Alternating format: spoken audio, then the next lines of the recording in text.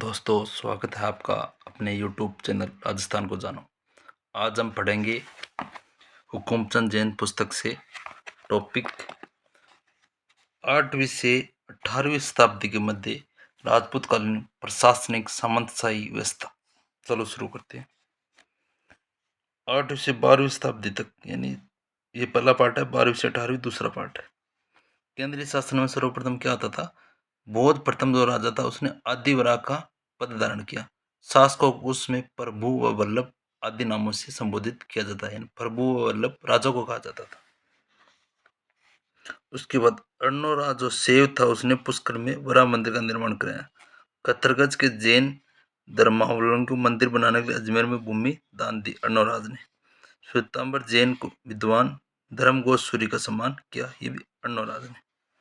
उसके बाद बापा ने खुमान को राज्य सौंपकर संन्यास ग्रहण कर दिया। उसमें की व्यवस्था ऐसी होती थी। मंत्रियों के रूप में संधि विग्रह का उल्लेख अल्लट के सारनेश्वर लेख, सारनेश्वर लेख किसका है? अल्लट का। संधि विग्रह यानी जो राजाओं के मध्य संधि होती थी उसमें अक्षपटलिक का पद होता था आय व्यय का ब्यौरा रखने के लिए, अक्षपटलिक।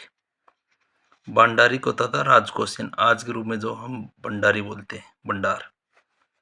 जो दरबारियों से अनुशासन और नव आगंतुक का अभिवादन करता था उसे कहा था महाप्रत्यार। ये भी अच्छा क्वेश्चन बन सकता है। महाप्रत्यार क्या था?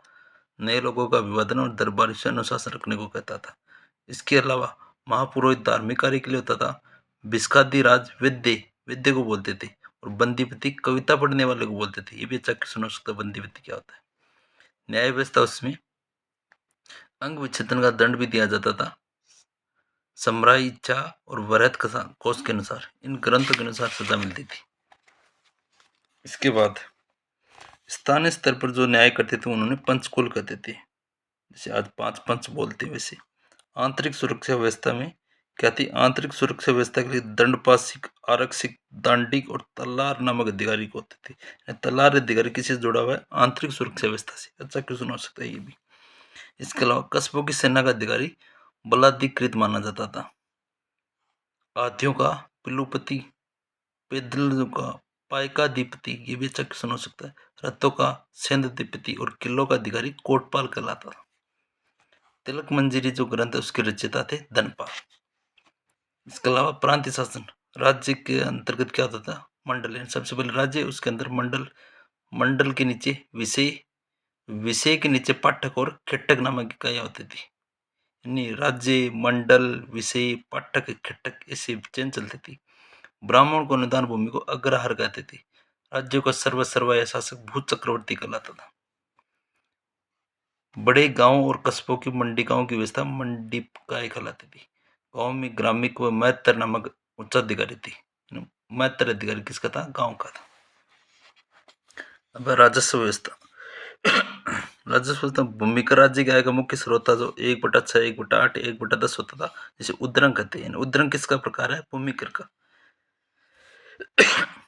कोई भी व्यक्ति खेती करता था, वो भूमि पर उद्रंग से ज्यादा कर लिया जाता तो उसे भोग कहा जाता है। भोग भी क्या है? उद्रंग का प्रकार है, इससे बड़ा था थोड़ा सा। उद्रंग और भोग क्या थे? भूमि करते। तो मुद्रा के रूप में कर लिया तो उसे हिरण्य कहा जाता है।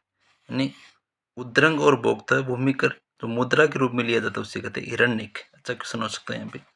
इसके अलावा दान और शुल्क कर लिए जाते आयात या निर्यात पर। ये भी अच्छा क्वेश्चन होता है। दान और शुल्क किसके कर है? आयात निर्यात के कर है। मंडिपिका क्या है? चुंगी कर को बोलते थे। अन्य जो छोटे छोटे कर लिए थे तो अभाव्य कहते थे। अभाव्य भी क्या है? कर का प्रकार है। वेणी भी बांस के ऊपर कर लगता था। कोस्य कर पिलाई के ऊपर लगता था। खल भिक्षा कर नाई धोबी कुमार आदि देते थे। यानी यहाँ से करों के टाइप दिए। अच्छा क्वेश्चन बन सकता है। अब है 12वीं से 18वीं शताब्दी के मध्य प्रशासनिक व्यवस्था। मेवाड़ के शासक स्वयं को एकलिंग जी का दीवान कहते थे। महाराणा लाखा व राव जोधा द्वारा काशी आदि को मल्लिचों से मुक्त करवाया गया। सामंतों ने उदय सिंह द्वारा नियुक्त जगमाल के स्थान पर प्रताप को मेवाड़ का शासक चुना था। सामंतों की चलती थी उसमें। महिलाओं में मेवाड़ के अंसाबाई और जयपुर की बुठियानी रानी ने अपनी सूझबूझ से प्रशासनिक कार्य का संचालन किया। अब आया सामंतवाद। क्या होता था? सामंतों का अधिकार एवं कर्तव्य।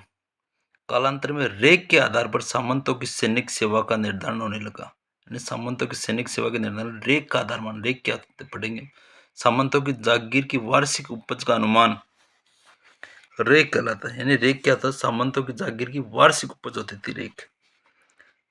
जागीरदार या सामंत को सैनिक सेवा के अतिरिक्त हुक्मनामा, पेशकश या तलवार बंदाई, राज्याभिषेक के अवसर पर नजराना, युवराज की प्रथम शादी पर भेंट, न्योता, पेशकशी, तलवार बंदाई आदि कर भी देने पड़ते थे। मारवाड़ में भरत रेख वह रकम पट्टा थी जो पट्टा रेख के आधार पर राज्य के खजाने में जमा कराने मारवाड़ से जुड़ी हुई भरत रेख। अजीत सिंह के समय तागिरात नामक कर लिया जाता था। तागिरात नामक सामंतों से वसूला जाने वाला कर था अजीत सिंह के समय। अच्छा क्वेश्चन बन सकता, तागिरात क्या था। प्रमुख राज्य में सामंतों की श्रेणियां, राज्य का मतलब उसमें मेवाड़ मारवाड़ ऐसे माने जाते थे। मारवाड़ में सामंतों की 4 श्रेणियां थी। पहली है राजवी, दूसरी सरदार, तीसरी मुत्सदी, चौथी है गन्नायत। राजा के छोटे भाई निकट संबंधी राजवी कहलाते हैं। घर के जो संबंधी थे, काका बाबा। सरदारों की भी 4 उप श्रेणियां थी जिसमें सिरायत प्रथम थे। ठीक है, सिरायत प्रथम, जैसे सिरायत सरदार दाई मिसल और बाई मिसल में राव जोधा के वंशज बैठते थे। बाई मिसल में राव जोधा, दाई मिसल में रणमल के वंशज बैठते थे। ये टाइप है सिरायत की। राज्य प्रशासन कार्य के एवज में प्राप्त जागीर के अधिकारी मुत्सद्दी कहलाते थे। प्रशासन में जो सहायता करते उसके जो जागीर मिलती उनमें मुत्सद्दी शामिल करते थे। ठीक है। मारवाड़ के नए राजा का राज तिलक करने का अधिकार जत्तावत ठाकुर को था।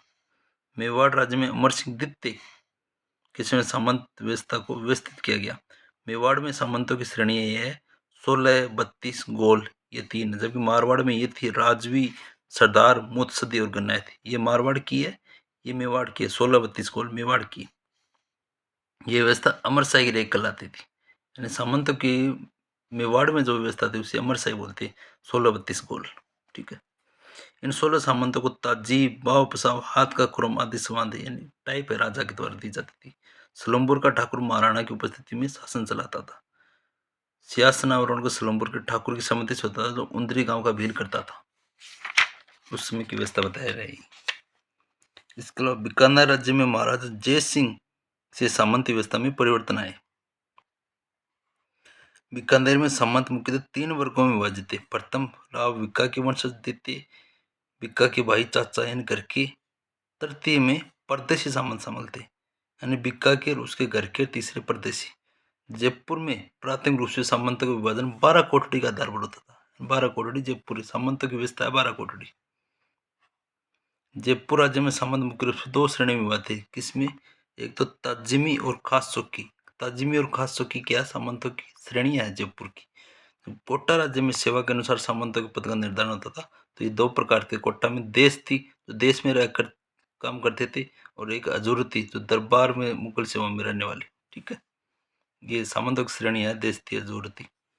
कोटा नरेश निकट कुटुंबी राजवी और अन्य सरदार अमीर उमराव कहलाते थे। निकट वाले राजवी और अन्य अमीर उमराव कोटा वाले।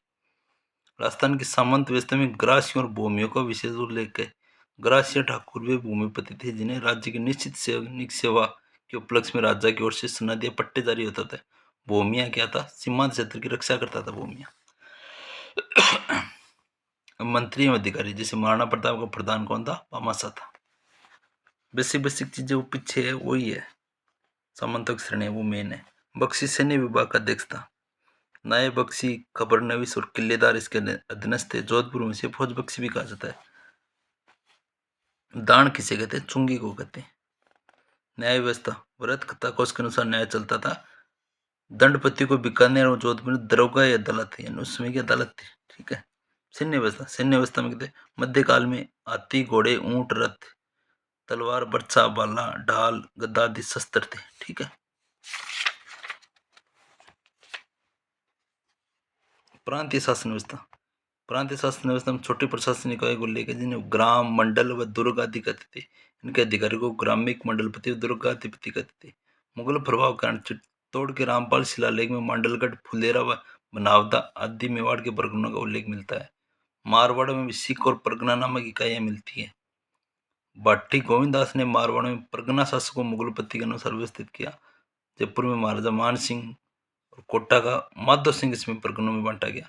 जोधपुर में इसे हाकिम और फौजदार कहा जाता था। अलग अलग परगना के अधिकारियों को हाकिम और फौजदार कहा जाता।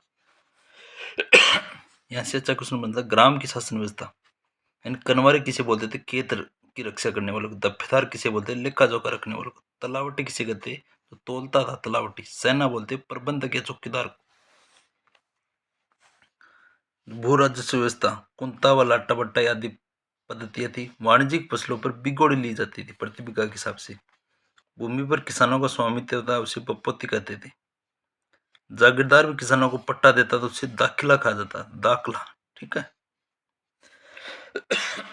कोई भूमि का मालिक बिना उत्तराधिकारी मर जाता तो उसे खालसा भूमि में शामिल कर लेते। जागीरदार भी भूमि के स्वामी के होने के कारण रेक जमा करते थे। रेक याद रखना, रेक क्या थी? अब कल आप पढ़ेंगे 8वीं से 12वीं शताब्दी के मध्य सांस्कृतिक जीवन। ठीक है, थैंक यू दोस्तों, लाइक करिए, सब्सक्राइब करिए।